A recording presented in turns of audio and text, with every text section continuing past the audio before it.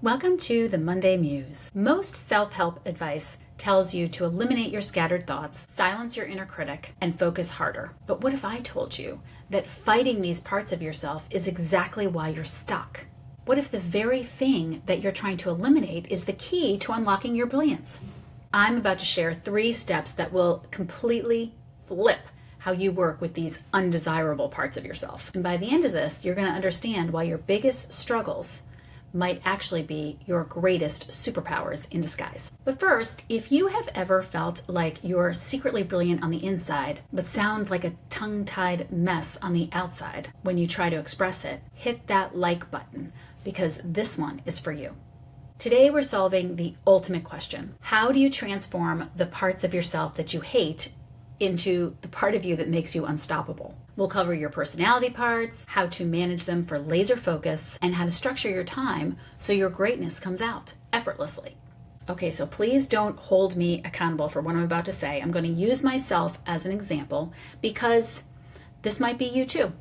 I know what it's like to feel secretly brilliant on the inside, but sound like a complete idiot when it matters. You know that feeling when you know what you know, but you just can't quite articulate it? It's like trying to squeeze toothpaste from a completely empty tube that was full just a second ago. For years, I ran this exhausting cycle. I'm confused. I need to learn more. I don't know what I'm talking about. So-and-so knows more than me, does it better than me. And before long, that spiral always ended with, why do I even bother? But here's what kept me going. There's this function in all of us to thrive, to better ourselves.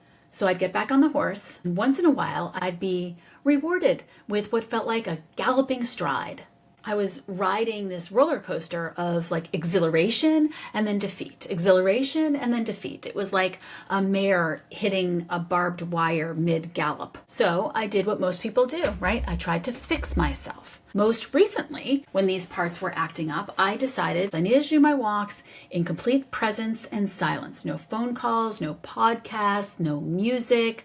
I must clear more time for meditation. Let my brain rest so the brilliance could flow in like a breeze. It's not a bad plan. I mean, it sounded really good. But on the days it didn't work, right? On the days that I would go for a walk without anything in my ears and I wasn't rewarded with a creative burst or whatnot, I was frustrated and annoyed. And I was looking at my calendar thinking, great, this was the day that I had all this space for creative work and I'm not getting anything done. Now I'm booked for the rest of the week and I will never get my message out into the world. My parts are so dramatic this way. So notice what happened though in that example. I had a firm belief about what was right and what was wrong. Meditation was right. Stuffing my brain with more things was bad, was wrong. But what if I was completely backwards about this assumption that I had made? Here's what I discovered. We are dealing with our personality parts, and the go-to response of the ego is to squash them. When we have something about ourselves that we don't like, we want to squash it down. We want to change it. We want to shame it. We want to evict these parts out of our inner world and just not deal with them at all. And there's this fantasy that we can change who we are. We cannot. Your parts are your parts. They don't change. You came in with them and you're going to go out with them. However, and this is a game changer, you can change your relationship with them. So step 1 to do this is honor your parts instead of fighting them. When you stop getting tangled up in how much you love or hate something and begin to observe it objectively, that part can exist without taking over your life. I have a scattered part. I'm a Gemini. And whenever I need to go chase a squirrel, I remind my assistant Jess that she signed up for this because we'll be focused on one thing and all of a sudden I got to do something else. I mean, God bless the detail-oriented people in the world. I am not one of them. Sometimes we need other people to keep our parts on track. But here's what most people miss. All of our parts have to be fed. I can't ignore my scattered part all day, every day, and expect that she's not going to come bite me in the butt when I'm on stage and I really need her to stand down. Think about it. If you have an addictive part and you quit smoking, you might find yourself eating compulsively. Many people who are drug addicts end up working out compulsively. These parts of our personality have to be fed in one way or another. They don't disappear, but you can transform your relationship with them. Step 2, feed your parts strategically. Instead of letting them take over, feed them strategically. Instead of getting frustrated with our parts. We have to figure out how to work with them without judgment. This is so key. Remember, there's no black and white. There's no good and bad. It's just what's right for you and your parts. So I'm experimenting with what my scattered part actually needs.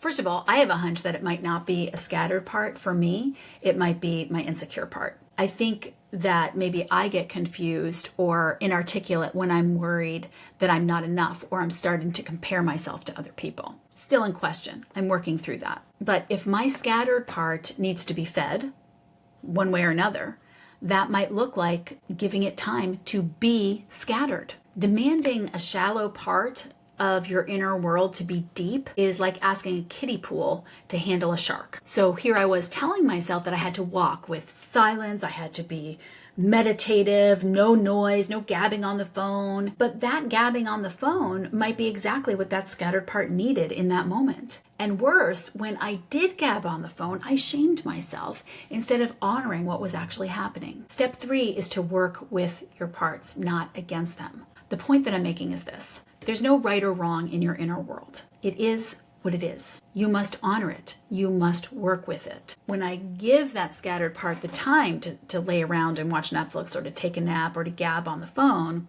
that part will settle down so that my more productive parts can come online later and dial in and get the business done. When you stop fighting your parts and start partnering with them, something magical happens. That scattered energy becomes creative fuel. The perfectionist part becomes your quality control. Nothing wrong with that. The insecure part becomes your empathy superpower. So your so-called flaws, they may be your greatest strengths in disguise, waiting for you to stop fighting them and start collaborating with them. Now, we've talked about honoring and feeding your parts, but there's something deeper going on here that most people never discuss about why these parts show up in the first place. If you want to understand the psychology behind your saboteur patterns and take this work even deeper, I've linked the Positive Intelligence Saboteur Assessment below. I encourage you to take it because whatever you discover about your specific patterns might completely change how you see yourself. And that's when the real transformation begins.